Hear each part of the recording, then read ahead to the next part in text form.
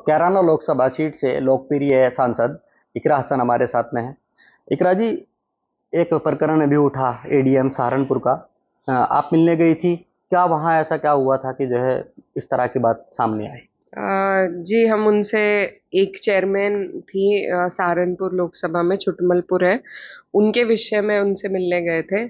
और जिस तरीके का उनका व्यवहार था, चेयरमैन साहिबा ने अपनी बात रखी, तो उनको वो कहने लगे कि जाइए लिखित में दीजिए, जाइए। तो मैंने बीच में हस्तक्षेप किया। खैर, उनके व्यवहार में कोई बदलाव नहीं आया और बड़ी ही बदतमीजी से, बदसलूकी से उन्होंने बात करी। और अधिकारी हैं, हम भी जनता के सेवक हैं, वो भी जनता के सेवक हैं, कोई किसी कहीं का मालिक नहीं है, किसी दफ्तर के वो मालिक हैं ना कहीं के हैं। तो इस तरीके से जो व्यवहार हो रहा है आज, बिल्कुल अधिकारियों का एक तरफा जो राज चल रहा है इस सरकार में, तो सोचना चाहिए कि जनप्रतिनिधि की जब सुनवाई नहीं है तो कोई आम जनता के कैसे काम इस सरकार में चल रहे होंगे। तो ये एक बहुत ही गंभीर विषय है और बड़ा अफसोस हमें उनके व्यवहार से हुआ। तो मैंने उनके खिलाफ शिकायत दी लिखित में, डीएम साहब के यहाँ, कमिश्नर साहब के यहाँ।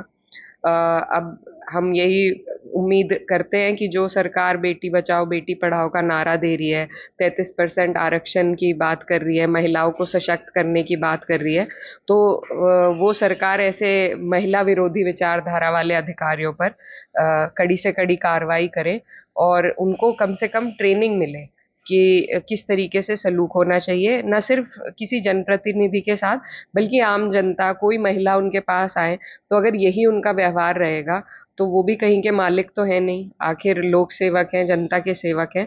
तो ऐसे लोगों की बेहतर ट्रेनिंग हो और इनको सेंसिटाइज किया जाए और कड़ी से कड़ी इन पे कार्रवाई होनी चाहिए। मैम, हमने बात की एडीएम संतोष बहादुर सिंह जो हैं, उनका कहना है कि मैडम का कॉल आया था, उसके बाद में ऑफिस पहुंचा, मैडम चली गई थी, उन्होंने आपको खुद बुलाया। तो वो कह रहे कि ये जो जितने भी आरोप हैं सब निराधार हैं।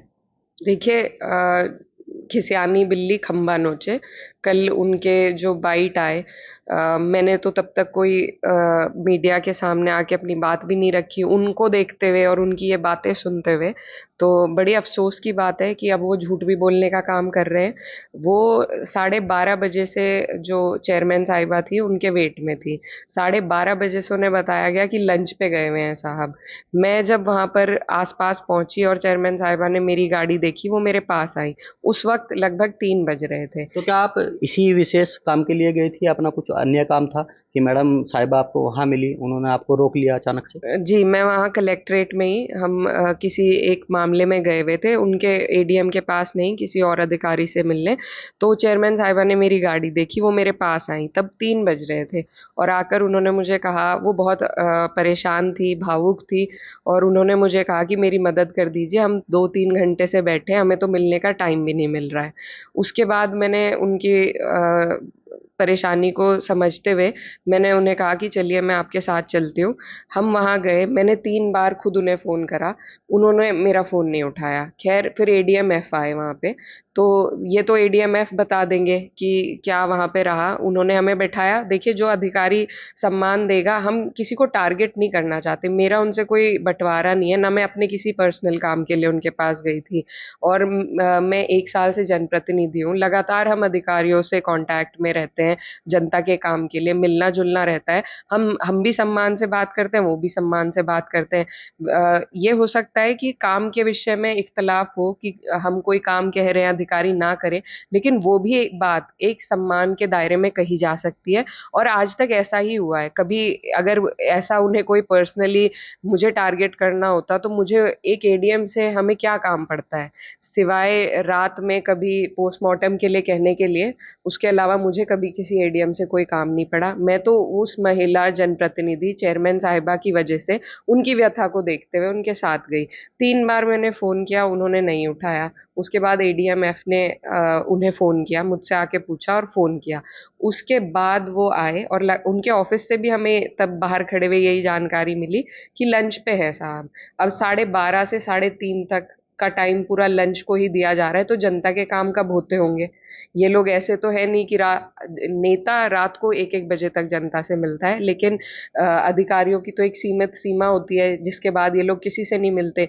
उस सीमित सीमा में 3-3 घंटे अगर आप लंच को देंगे तो आप काम कब करेंगे? तो मैम, जब वो आए तो बता पाएंगी आप, उन्होंने किस तरह का अभद्र व्यवहार किया, क्या उन्होंने बात कही? जी बिल्कुल, वो जब आए वो 3:30 पौने 4 के करीब वो वहां पर आए, और आते ही उनका एक मूड था कि उनके आराम में खलल हुआ, तो इसलिए वो पहले से ही एक मूड में आए। आकर बैठे, हमने बैठकर उनसे बात करी। उन्होंने मुझे कहा कि लिखित में आप दे दीजिए। मैंने उन्हें समझाया कि इनका जो मामला है वो आपसी कोऑर्डिनेशन का है, आप वो सामंजस्य बनवाइए और नगर पालिका का काम स्मूथली चलेगा। हम किसी की शिकायत भी करने नहीं गए थे। अगर मुझे टारगेट करना होता तो हम ईओ जो थे वहाँ के, उन्हें भी टारगेट करते, लेकिन हम यही चाहते थे कि काम चले, विकास का काम हो, आराम से हो। तो इस पर उन्होंने पहले ठीक से बात नहीं सुनी। जब चेयरमैन साहिबा अपना पक्ष रखने लगी, अपनी व्यथा बताने लगी, तो उन्होंने एकदम उन्हें डिसमिस करके चुप करा और कहा कि आप जाइए, लिखित में दीजिए। तो मैंने फिर वहां पर हस्तक्षेप करते हुए उन्हें कहा कि ये सब कहने का तो कोई औचित्य नहीं है, आपसे बात करने के लिए आए, ये क्या तरीका है? लेकिन उनके व्यवहार में कोई तब्दीली नहीं दिखी और लगातार वो उसी तरीके से बात करते रहे, जिसके बाद हम वहां से उठकर आ गए। ये बात भी 15 दिन की पुरानी है। मैंने लिखित में शिकायत जरूर दी, लेकिन अगर हमें कुछ उस तरीके से हंगामा करना होता हम तभी करते। ये बात मीडिया के समक्ष आई, कैसे आई ये भी बेहतर मीडिया वाले जानते हैं। मैम, तो इस बात को लेकर अब सियासत खड़ी हो गई है, क्या वजह है इसके पीछे की? देखिए, गंभीर विषय है।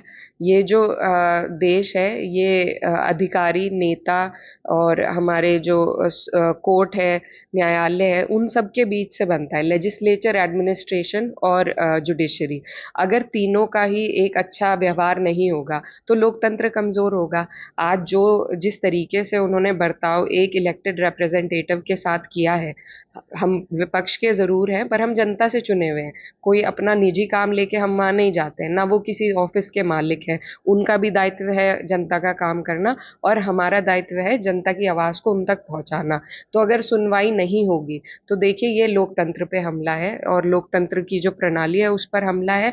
और एक महिला विरोधी विचारधारा जो वो लेकर वहां बैठे हुए हैं, जब हम 33% महिलाओं को आगे बढ़ाना चाह रहे हैं, उन्हें प्रतिनिधित्व देना चाह रहे हैं, तो अगर ऐसे ही अधिकारी बैठे रहेंगे जहां महिलाओं की सुनवाई नहीं होगी, तो किस तरीके से हम महिलाओं को सशक्त करेंगे? आज जो इलेक्टेड रिप्रेजेंटेटिव्स हैं, जब उनके साथ ये सलूक है, तो कल को इस आबादी को और अगर हम बढ़ाएंगे और इसी तरह के अगर अधिकारी बैठे रहे इस विचारधारा को लेके, तो उससे तो किसी का कोई सशक्त नहीं होगा। तो मेरी तो यही मांग है, हमारा काम है कि ऐसे लोगों को हम जनता के सामने पेश करें और उनके खिलाफ शिकायत करके उनकी करतूतों से लोगों को जागरूक करें, सरकार को जागरूक करें, जो हमने किया है। अब इस पे सरकार की नीयत हम देखना चाहते हैं कि क्या है। क्या वो ऐसे अपने अधिकारियों पे, उन्हें बेलगाम जो होकर बिल्कुल काम कर रहे हैं उन पर कोई लगाम लगाती है, उन्हें कोई ट्रेनिंग देने का काम करती है? हम उन्हें हमारी उनसे कोई पर्सनल वेंडेटा नहीं है, लेकिन कम से कम उनको इस तरीके से सिखाया जाए कि किस तरीके से महिलाओं से बात करनी है। हमारे समाज की संस्कृति है, सम्मानजनक बात सब आपस में करते हैं, महिलाओं का बहुत सम्मान हमारी संस्कृति करती है। अगर उसमें भी महिलाओं का इस तरीके से सरकार के अधिकारी अपमान करेंगे तो ये बर्दाश्त नहीं होगा। ये सिर्फ एक जनपद से जोड़ने का भी विषय नहीं है, ये एक लंबा विषय है। आजकल तो सत्ता के जो लोग हैं वो भी अधिकारियों के रवैये से परेशान है। हम फिर विपक्ष के हैं, लेकिन उसके बावजूद हमारा अधिकार है। अगर कोई हमारे अधिकारों का हनन करेगा, बदतमीजी करेगा, तो हम चुप नहीं बैठेंगे। तो मैम, अगला कदम अब आपका क्या है? किस तरीके से इसकी शिकायत की गई, कहाँ तक जो है इस मामले को लेकर पहुंची? देखिए, अगला कदम हम अपनी तरफ से उठा चुके हैं। अब कदम उठाना है प्रशासन को और शासन को। क्या वो कार्रवाई करते हैं, क्या नियत है उनके मन में बेटी बचाओ बेटी पढ़ाओ और महिला सशक्तिकरण की, तो ये हम देखना चाहते हैं कि वो उनकी तरफ से क्या कार्रवाई होती है। बिल्कुल, ये थी रसन, जिनका साफ तौर पर कहना है कि जो एडीएम संतोष बहादुर सिंह हैं, उन्होंने जिस तरीके से अभद्रता की, उनके खिलाफ जो है सरकार कड़ा एक्शन ले और किसी भी तरह से जो है ऐसे अधिकारियों को बेलगाम ना होने दे। शाहनवाज राणा, न्यूज़ 18, शामली।